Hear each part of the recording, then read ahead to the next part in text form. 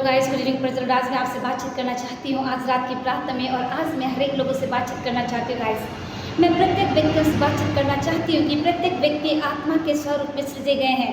परमेश्वर ने अपने स्वरूप में समानता में जो है हर एक मनुष्य को सृजे हैं। क्यों? ताकि आप परमेश्वर की महिमा कर सको। इसलिए परमेश्वर ने जो है अपने स्वरूप में, अपने समानता में जो है आपको परमेश्वर ने चुने हैं। लेकिन आप क्या करते हैं?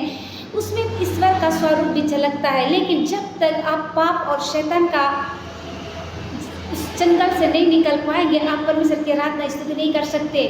लेकिन जब वह पाप और शैतान का दास हुआ तो ये सारी बातें जो है उससे दूर हो गई गाइस। मैं कहना चाहती हूँ, जब आप शैतान और पाप का चुंगल में फंस जाए रहते हैं तो आप जो है उसके गुलाम में चले जाते हैं। लेकिन जब परमेश्वर आपकी ज़िंदगी में आते हैं, आपके पाप शैतान का एक चाल जो है वो दूर हो जाता है गाइस। परमेश्वर सारी चीज़ें सबको दूर करते हैं, तो ये सारी बातें जो है उससे नष्ट हो गई। जब परमेश्वर आपकी ज़िंदगी में आते हैं तो सारा चीज़ नष्ट हो जाता है, अब पाप और शैतान का चाल। कहना चाहती हूँ, और वह परमेश्वर से अलग किया गया। इसी कारण आप मनुष्य को नए जन्म लेने की आवश्यकता है। जब आप संसार में रहते हैं तो आप शैतान के गुलाम में रहते हैं और अनेक प्रकार के पापों को करते हैं। लेकिन जैसे आप परमेश्वर में इंटर करते हैं, परमेश्वर में आ जाते हैं, तो परमेश्वर के आप पहुँच जाते हैं गाइस। आपको अब आप अपने अनुसार नहीं, परमेश्वर की इच्छा अनुसार आपको कार्य करने की जरूरत है। आइए आज रात की प्रार्थना में अक्सर करना चाहती हूँ। क्या कहता है? बहुत ही प्यारा खूबसूरत वचन है, आप मेरे साथ में निकाल लीजिए। पहला कुरिन्थियों के 14 पद में, जहाँ पर कुछ इस प्रकार से लिखा हुआ है, क्योंकि यदि मैं अन्य भाषा में प्रार्थना करता हूँ तब मेरी आत्मा तो प्रार्थना करती है, परंतु मेरी बुद्धि काम नहीं देती।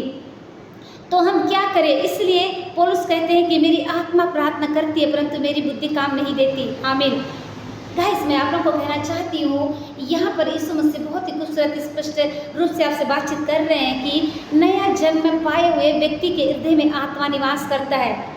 जब आप नए सिरे से जन्म लेते हैं तो परमेश्वर की आत्मा आप में निवास करती है और इसलिए प्रार्थना करता है। आत्मिक मनुष्य आत्मा में प्रार्थना करता है और आत्मा की अगुवाई में कार्य करता है और आत्मा के ज्ञान के अनुसार चलता है। आत्मा के अगुवाई में वो हर एक कार्य को करने लगता है।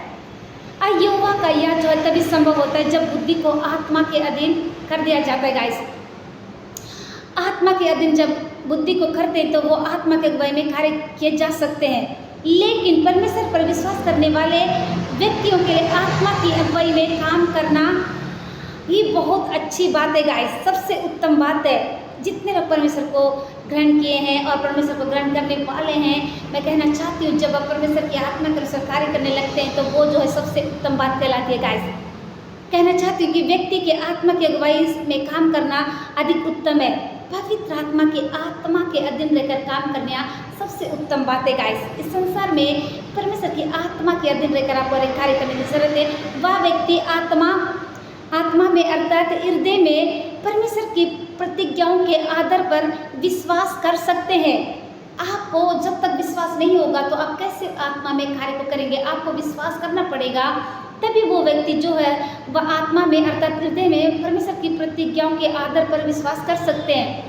मनुष्य की बुद्धि और आत्मा की गहराई के बीच में कोई संबंध नहीं, क्योंकि आत्मा की अगुवाई उतनी ही श्रेष्ठ बात है, क्योंकि परमेश्वर की आत्मा सबसे श्रेष्ठ है गाइस। मैं कहना चाहती हूँ, यहाँ पर परमेश्वर कहते हैं कि मनुष्य की बुद्धि और आत्मा की गहराई के बीच में उन दोनों के बीच के संबंध में जो है आत्मा की अगुवाई सबसे उत्तम और सबसे श्रेष्ठ है गाइस। आपकी आत्मा और बुद्धि के बीच में सबसे जो है श्रेष्ठ वो है परमेश्वर की आत्मा की बात है गाइस। आमीन। सो गाइस, मैं कहना चाहती हूँ, जितने लोग मुझको देख रहे हैं, मैं कहना चाहती हूँ, कोई बेटी बेटा है जो विश्वास से भटक गए हैं, आप कई दिन से प्रार्थना नहीं कर पाते, मैं कहना चाहती हूँ कि आप अपने मन को फिराएं और यीशु मसीह को उद्धारकर्ता के रूप में ग्रहण करें गाइस।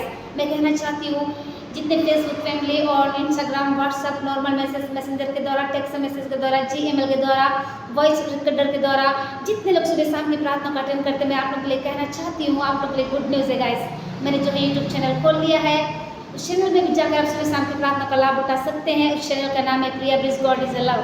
और मैंने टेलीग्राम भी स्टार्ट किया है गाइस। आप वहाँ भी जाकर सुबह शाम की प्रार्थनाओं का लाभ उठा सकते हैं और अपने जीवन को एक प्रार्थना में जीवन के साथ में जो है परमेश्वर के साथ में जीवन को जी सकते हैं गाइस। परमेश्वर ने हमको सुनहरा मौका दिया है, उस सुनहरा मौका का आप लाभ उठाइए गाइस। मुझे तो 365 दिन भी बहुत ही कम लगने लगी है गाइस। एक एक दिन मेरे लिए बहुत कीमती है गाइस कि मैं कैसे परमेश्वर के लिए और सेवा कर सकती हूँ। सो गाइस ऐसा पहले मैं करना चाहती हूँ। धन्यवाद धन्यवाद जीवन के देने वाले सामर्थ्य में प्रभु यीशु मसीह, वाकई में बहुत ही खूबसूरत समय के लिए धन्यवाद, खूबसूरत दिन के लिए धन्यवाद पिता। धन्यवाद करते एक नई सुबह, एक नई जिंदगी, एक नई ताकत, एक नया बल के लिए धन्यवाद पिता। इस वक्त जितने बीमार है पिता, छोटे बच्चे, नौजवान, बुजुर्ग, बेचैन हो जाए, इस समय कोई हॉस्पिटलों में एडमिट है पिता, जो कई लंबे समय से ट्रीटमेंट चल रहा है, डॉक्टरों ने जवाब दिया नहीं होगा, लेकिन आपसे सब कुछ होता है पिता। इस समय किसी का मैरिज एनिवर्सरी है पिता और जन्मदिन है पिता, हम दोनों को ब्लेसिंग करते हैं पिता, उससे भी बढ़कर भी आपकी सेवा करने वाले हो सके। थैंक यू सो मच पवित्र आत्मा, आप ऐसा कर रहे हैं। पवित्र आत्मा इस वक्त मैं और मेरा गणना मिलकर आपकी सेवा करने वाले हो सके। आपके दास दास लोग जहाँ कहीं सेवा के लिए जाते पिता, उनकी सहायता मदद करिए। इस समय पिता लोग बहुत ज़्यादा परेशान में, तो सबकी आप मदद करिए पिता। सारी बातों में हम आपको देते यीशु के नाम से सुनते मांगते, जैसे सुने कबूल करिए, आमीन।